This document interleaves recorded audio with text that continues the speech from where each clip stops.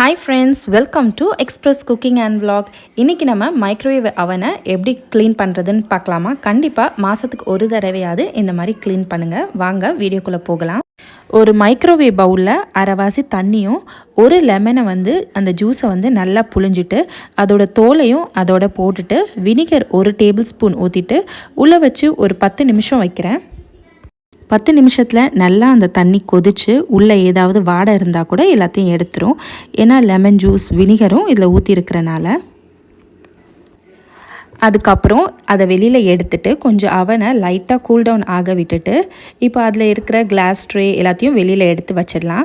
First துணியை வச்சு நல்லா தொடச்சிட்டு அப்புறம் அந்த லெமன் ஜூஸ் தண்ணியை நல்லா வார்ம் ஆன பிறகு அதில் துணியை நினச்சி நல்லா இருக்க புழிஞ்சிட்டு மறுபடியும் அதை சைடில் மேலே எல்லா இடத்துலையும் துணியை வச்சு நல்லா தொடச்சிடலாம்.